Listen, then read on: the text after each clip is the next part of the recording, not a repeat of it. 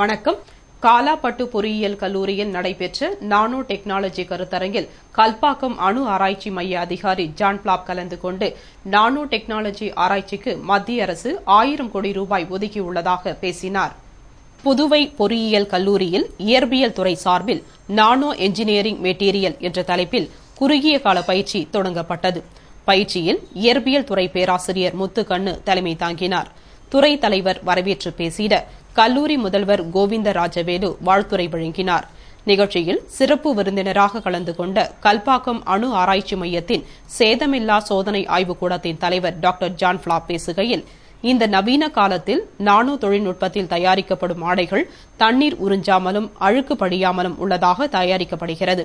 இயந்திர மனிதர்கள் nano technology மூலம் இயக்கப்படுகிறது. கேன்சர் நோயினை உண்டாக்கும் செல்களை மட்டும் அழிக்கும் மருந்து பற்றி ஆராய்ச்சி செய்யப்பட்டு வருகிறது. எனவே இந்திய அரசு நானோ தொழில்நுட்ப ஆராய்ச்சிக்கு 1000 கோடி ரூபாய் ஒதுக்கியுள்ளது. இன்னும் 10 ஆண்டுகளில் நானோ டெக்னாலஜி அனைத்து துறைகளிலும் முக்கிய பங்கு வகிக்கும் என்று பேசினார். நிகழ்ச்சியில் காரைக்கால் புதுவை பொறியியல் கல்லூரி, ராஜீவ்காந்தி பொறியியல் கல்லூரி ஆகிய கல்லூரிகளில் இருந்து 75 பேராசிரியர்கள் கலந்து கொண்டனர். நெல்லித்தோப்பு தொகுதிக்கு உட்பட்ட அனைத்து பெண்களுக்கும் இலவச புடவை வழங்கும் திட்டம் வரும் 31ஆம் தேதியுடன் முடிவடைகிறது என்றும், எனவே இதுவரை புடவை வாங்காத பெண்கள் வாங்கிக் கொள்ளுமாறு புதுவை நகரமன்ற துணைத் தலைவர் திரு ஜான்குமார் கூறியுள்ளார். இது தொடர்பாக அவர் கூறுகையில், எனது பிறந்த நாளை முன்னிட்டு கடந்த 7ஆம் மாதம் 5ஆம் தேதி முதல் நெல்லித்தோப்பு தொகுதியில் உள்ள அனைத்து பெண்களுக்கும் இலவச புடவை வழங்கும் திட்டத்தினை ஆரம்பித்தேன். அன்று முதல் புடவை வழங்கும் பணி வெகு சிறப்பாக நடைபெற்று வருகிறது. பெரும்பாலான நெல்லித்தோப்பு தொகுதி பெண்கள் புடவையை பெற்று சென்று விட்டதாகவும், மீதம் உள்ளவர்கள் தொலைபேசி மூலமாக தங்களது விலாசத்தினை கூறி வாக்காளர் அடையாள அட்டையின் ஜெராக்ஸ் காப்பியை கொடுத்து புடவையை பெற்றுக் கொண்டு வருவதாகவும், எனவே விடுபட்ட நெல்லித்தோப்பு தொகுதிக்கு உட்பட்ட பெண்கள் அனைவரும் தங்களால் நேரில் வந்து புடவையை பெற்று செல்ல முடியாதவர்கள், வேலைக்கு செல்லும் பெண்கள் யாவரும் ஏஜேகே டிவியில் குறிப்பிட்டுள்ள செல் நம்பர் 9790580990 மற்றும் 9894194177 ஆகிய எண்களை தொடர்பு கொண்டு உங்கள் வீட்டு முகவரியை கூறி இலவச புடவையை பெற்றுக் கொள்ளுங்கள் என்று கூறிய திரு ஜான்குமார், நெல்லித்தோப்பு தொகுதி முழுவதிலும் உள்ள அனைத்து பெண்களுக்கும் இலவச புடவை வழங்கும் திட்டம் முழுமையாக நிறைவடைய வேண்டும் என்பதே எனது குறிக்கோள். எனவே இதுவரை புடவை வாங்காத பெண்கள் இம்மாதம் 31ஆம் தேதிக்குள் புடவையை வாங்கிக் கொள்ளுங்கள் என்று கூறிய அவர், அடுத்த திட்டமாக ஆண்களுக்கு இலவச பேண்ட் ஷர்ட்டுகளை கொடுக்க இருப்பதால் பெண்கள் அனைவரும் வரும் 31ஆம் தேதிக்குள் புடவையை வாங்கிக் கொள்ளவும் என்று அவர் கூறினார். நெல்லித்தோப்பு தொகுதியில் ரவுடி கலாச்சாரம் நடத்தும் சட்டமன்ற உறுப்பினர் ஓம்சக்தி சேகருக்கு வரும் தேர்தலில் சரியான பாடம் கிடைக்கும் என்று முன்னாள் முதலமைச்சரும் மாநில திமுக அமைப்பாளருமான திரு RV ஜானகிராமன் கூறியுள்ளார். இது தொடர்பாக அவர் செய்தியாளர்களிடம் கூறுகையில், நெல்லித்தோப்பு தொகுதியில் நான் 1985 இருந்து சட்டமன்ற உறுப்பினராக தேர்ந்தெடுக்கப்பட்ட பிறகும் அதற்கு முன்பும் கூட பொதுமக்கள் அமைதியாகவும் ரவுடி கலாச்சாரம் இல்லாமல் வாழ்ந்தனர். தற்பொழுது ஓம்சக்தி சேகர் ரவுடி கலாச்சாரத்தை கையில் எடுத்துக்கொண்டு செயல்படுகிறார். சட்டமன்ற உறுப்பினராக இருப்பவர்கள் அனைவரும் தனது தொகுதி நலனுக்காகவும் மேம்பாட்டிற்காகவும் பொதுநல வாழ்க்கையே வாழ்ந்து வருகின்றனர். ஆனால் கடந்த 4 ஆண்டுகளில் இவர் மீது 5 முறை காவல்துறையால் வழக்கு பதிவு செய்யப்பட்டுள்ளது. கடந்த 2006ஆம் ஆண்டு நடைபெற்ற தேர்தலில் கூட திமுக சார்பில் 8490 வாக்குகள் பெற்றிருக்கிறேன். எனக்கு வாக்களித்த மக்களுக்கு நான் மக்கள் சேவை பணிபுரிவதில் ஜனநாயகத்தில் அனைவருக்கும் உரிமை உண்டு என்று கூறிய RV ஜானகிராமன், எனவே ஓம்சக்தி சேகர் மீது புதுவை அரசும் காவல்துறையும் உடனே நடவடிக்கை எடுக்க வேண்டும். மேலும் சரியான நேரத்தில் சரியான பதிலை வரும் சட்டமன்ற தேர்தலில் பொதுமக்கள் தருவார்கள் என்று கூறினார். அப்பொழுது சட்டமன்ற உறுப்பினர் ராஜாராமன், முன்னாள் சட்டமன்ற உறுப்பினர் அனிபால் கென்னடி, ஏம்பலம் திமுக செயலாளர் ஏம்பலம் செல்வம் உள்ளிட்ட கழக நிர்வாகிகள் உடனிருந்தனர். எந்தவிதமான தொல்லையும் இல்லாமல், ரவுடிசம் தொல்லை இல்லாமல், ரவுடிசம் தொல்லை இல்லாமலும் இருந்த தொகுதியை இப்பொழுது ரவுடி சேகர் வந்து தினசரி சண்டையை வைக்கிறார். இவர் மைனாரிட்டி எம்எல்ஏ, மெஜாரிட்டி கவுன்சிலர் போய் அடக்க பார்க்கிறார். இப்போ கொடுக்குற ரூபா 1000 ரூபாயும் கவுன்சிலருக்கு உரிமை இருக்குது. கவுன்சிலர் போய் கிட்ட இருந்து வாங்கி தராங்க. அது இவர் வரக்கூடாதுன்றார். அது என்ன முறை? 5 வருஷத்தில் 4 கிரிமினல் கேஸ் அவர் பேரில். 5 வருஷத்துக்கு 4 கிரிமினல் கேஸ் வாங்கினவர் மறுபடியும் மக்கள் தேர்ந்தெடுக்குமா? மக்கள் தேர்ந்தெடுக்காங்க. மழை பெஞ்சிருக்கும் போது மக்களுக்கு உதவி செய்யணுமேன்னு சொல்லிட்டு நான் முதல் உதவி செய்தேன். அப்புறம் 15 நாள் சென்று தான் கவர்மெண்ட்டே கொடுக்குது. இவர் ஒன்றும் செய்யலை. இவரால் ஒன்றும் ஏற்றுக்க முடியல. முதல்வர்கிட்ட சொல்லி அதுக்கு உண்டான நடவடிக்கை எடுக்க சொல்லுவோம். உங்களுக்கே தெரியுது அவர் நடந்துக்கின மரம் எப்படி இருக்கு.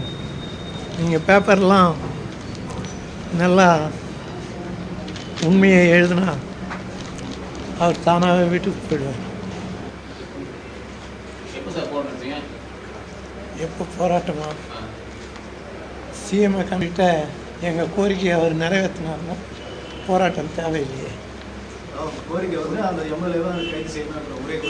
ஆமாம். புதுவை ஞானாஸ் நினைவேந்தல் கால்பந்து குழு சார்பில் நடத்தப்பட்ட போட்டியில் வெற்றி பெற்ற வீரர்கள் புதுவை நகரமன்ற துணைத் தலைவர் திரு ஜான்குமாரை சந்தித்து வாழ்த்து பெற்றனர். புதுவை இந்திரா காந்தி விளையாட்டு மைதானத்தில் ஞானாஸ் நினைவேந்தல் கால்பந்து குழு நடத்திய கால்பந்தாட்ட போட்டிகள் கடந்த சில நாட்களாக நடைபெற்று வந்தது. இதில் புதுவையில் உள்ள பல்வேறு அணிகள் மோதின. இந்நிலையில் போட்டியில் வெற்றி பெற்ற ஏஜேகே அணியினர் புதுவை நகரமன்ற துணைத் தலைவரும் புதுவை கால்பந்தாட்ட கழக தலைவருமான திரு ஜான்குமாரிடம் வாழ்த்து பெற்றனர். அப்பொழுது அவர்களை திரு ஜான்குமார் வெகுவாக பாராட்டி தனது வாழ்த்துக்களை கூறி வெற்றி பயணம் தொடர வேண்டும் என்றார். அப்பொழுது கால்பந்தாட்ட வீரர்களின் அணி தலைவர் உட்பட கால்பந்தாட்ட வீரர்கள் பலர் பாராட்டினை ஏற்றுக்கொண்டனர். விளம்பர இடைவேளைக்கு பிறகு செய்திகள் தொடரும்.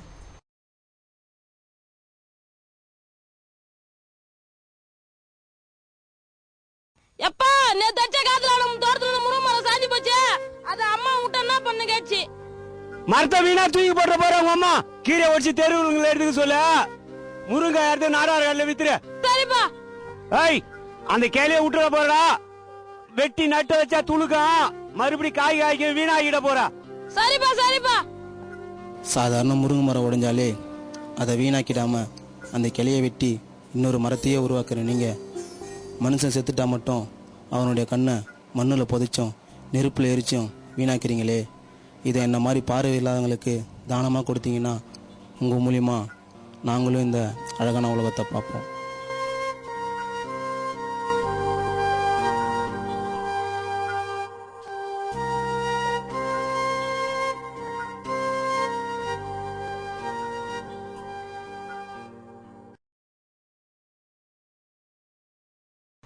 புதுவை அரும்பார்த்தபுரம் மற்றும் அதனை சார்ந்த பகுதிகளில் பயன்பாட்டிற்கு புதிய ஆழ்துளை கிணறு அமைப்பதற்கான பூமி பூஜை விழாவினை அமைச்சர் நமச்சிவாயம் துவக்கி வைத்தார்.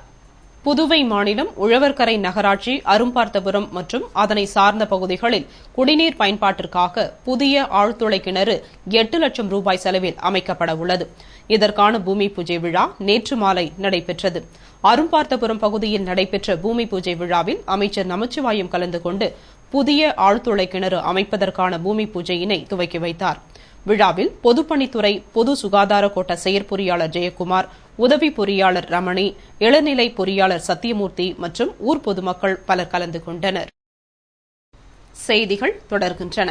காலாப்பட்டு கிழக்கு கடற்கரை சாலையில் நடைபெற்ற புதுவை மாநில கூட்டுறவு வங்கி புதிய கிளை திறப்பு விழாவில் அமைச்சர்கள் ஷாஜகான் மற்றும் கந்தசாமி ஆகியோர் கலந்து கொண்டு குத்து விளக்கேற்றி புதிய வங்கி கிளையை திறந்து வைத்தனர்.